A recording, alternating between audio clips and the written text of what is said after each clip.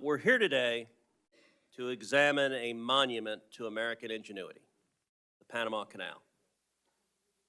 Senator Moreno down there suggested we open the hearing by playing Van Halen and Panama.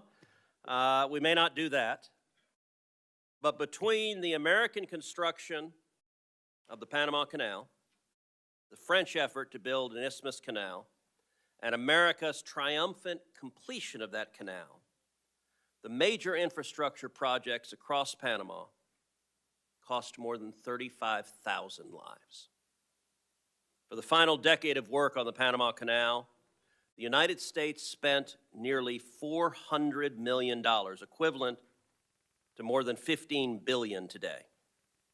The Panama Canal proved a truly invaluable asset, sparing both cargo ships and warships the long journey around South America.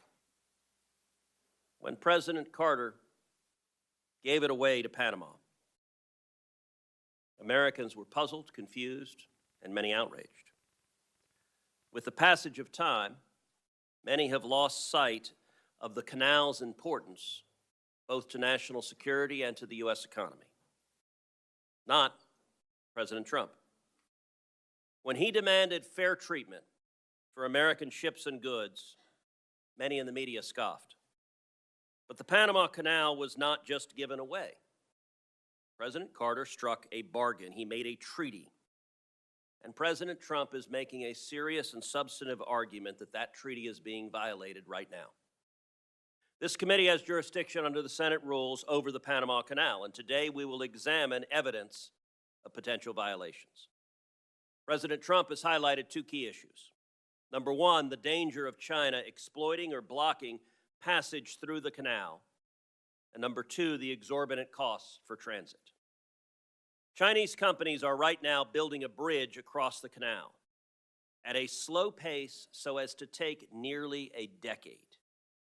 And Chinese companies control container ports at either end. The partially completed bridge gives China the ability to block the canal without warning. And the ports give China ready observation posts to time that action. This situation, I believe, poses acute risks to U.S. national security. Meanwhile, the high fees for canal transit disproportionately affect Americans because U.S. cargo accounts for nearly 3/4 of canal transits. U.S. Navy vessels pay additional fees that apply only to warships. Canal profits regularly exceed $3 billion. This money comes from both American taxpayers and consumers in the form of higher costs for goods.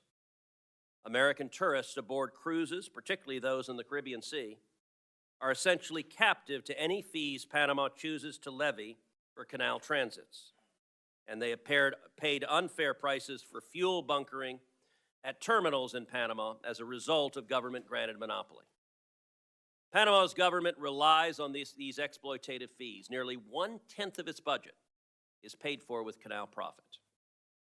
As those fees cascade through the American economy and the federal fisc, the Chinese Communist Party advances its global economic contest against the United States and takes a militaristic interest in the canal. While President Trump has rightly focused on these key issues, there are additional problems. In the last 2 years, the Canal Authority generated record revenue even while transits were depressed by drought conditions.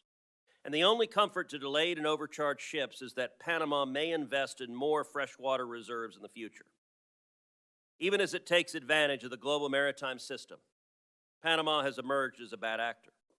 Panama has for years flagged dozens of vessels in the Iranian ghost fleet, which brought Iran tens of billions of dollars in oil profits to fund terror across the world.